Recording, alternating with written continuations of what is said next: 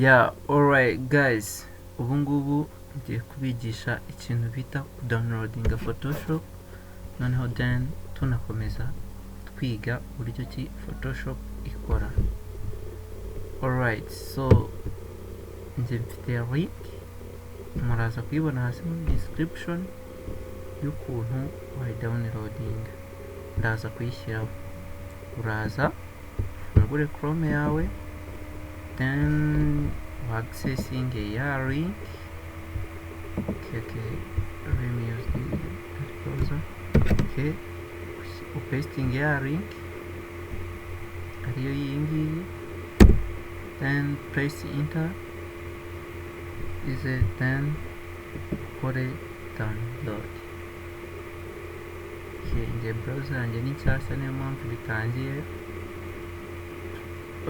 Okay, ngira ngo urabibona ko kari kwidownloadinga.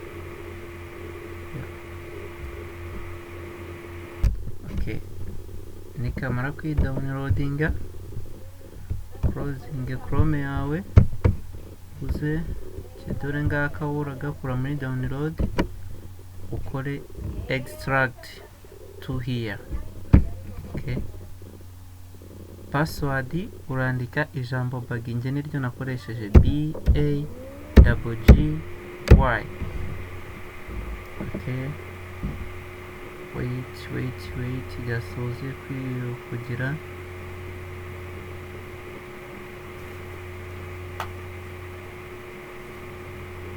Okay, gasoze kuba download.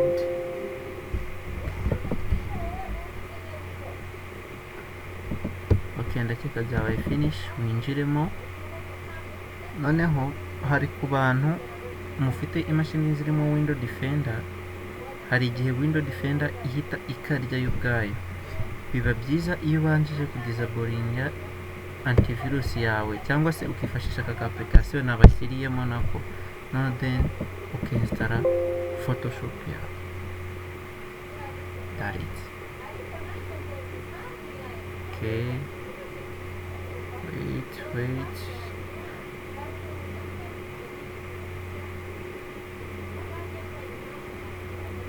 Photoshop irangire. Okay, yes.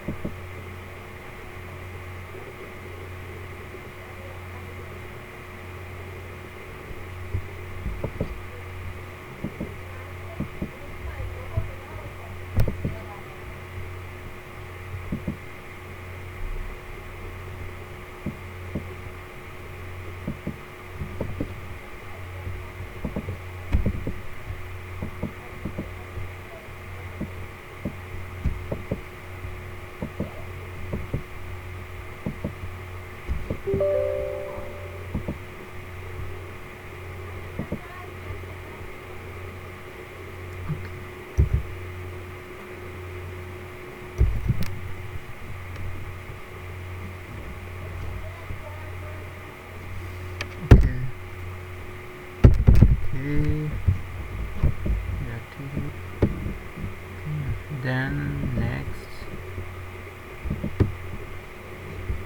noneho dutegereze isoze kuba installed. Ariko guys, iyi Photoshop ni Photoshop nziza cyane, irimo filters zose za camera raw filters, irimo ama filters yose kabisa. So byiza rero ukoresheje iyi Photoshop mu bintu tugiye gutangirana kwiga, tugiye gutangira no kwiga ku bintu bijyanye na Photoshop. Mpereye kuri iyi basic tutorial yo kugira ngo mbereke uko wa downloadinga ukaninstalla Photoshop yawe. Reka isoze turebe ko binakora kuko kari byo.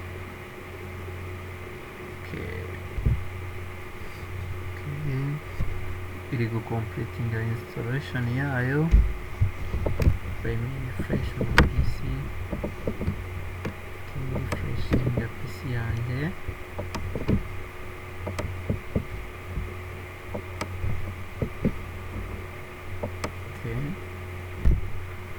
Finish. Photoshop yacu ikaba yarangiye. Iza ari ebyiri, ari 32 bit and 64 bit. Ukoresha iyo ushaka bitewe n'imashini yawe bit ikoresha.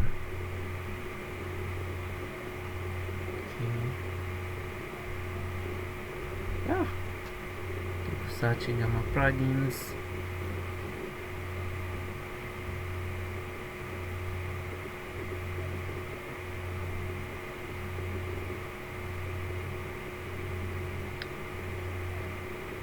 Adobe Creative Cloud Photoshop CS. Ni Photoshop nziza cyane irimo nuza zose kabisa.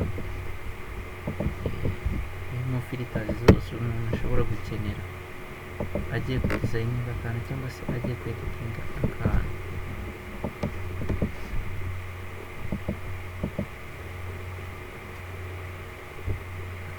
Noneho Photoshop yacu igifunguka nuko nguko iba imeze. Aha ku iyi side iyi ngiyi mubona ya hano hari mouse. Izi ni tools dukoresha muri Photoshop. Noneho Photoshop yacu hano igira mode, wazita nka mode ibirimo arizo zizingizi bitewe n'ikintu ugiye kugira gute gukorera muri Photoshop yawe. Ubungubu nkatwe tugiye gukora ibintu bijyanye na photography, ibintu bijyanye no editinga amafoto n'ibiki. Ubwo twakoresha mode ya photography. Cyese tugiye gukora ibintu bijyanye na painting, ushobora kuyikoresha mawe. Ibintu bijyanye no kudesigninga ama 3D layers zayo zihita zihinduka ukundi kuntu. Reka dushyira muri photography sasa rero. Ubundi Photoshop yose ukifungura igifunguka gutya, uba ugomba gucreate new project ugiye gukoresha, cyangwa se ukopeningamo iki ugiye gukorera. Wenda twereka dukore new project, sibyo?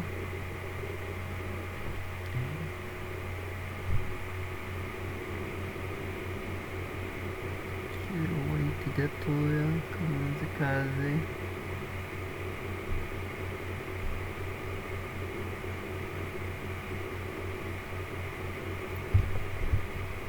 Iyo opening ikintu bigenda, imashini igenda gake.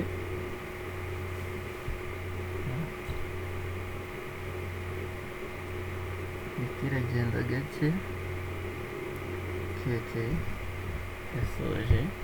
Noneho urabona agahita kaza gutya katameze neza. Ukuntu hano bigenza kugira ngo gahite kava fitimo mo hagati ubashe kubona neza ibintu uri gukora, ukanda right click, left click plutôt, then ukadraginga kakaba aka kantu gasa ubururu. Iyo kabonye biba bivuze ko irimo iri fit, wayifitingamo bihita bimera gutya. Noneho Photoshop aha hantu mwitegereze cyane kuri iyi side ya layers ni cyo kintu cy'ingenzi, nacyo kiri mu bintu by'ingenzi bya mbere tuzarebaho muri Photoshop. Watch it again, we'll see you again. Thank you. Remember to subscribe to my channel.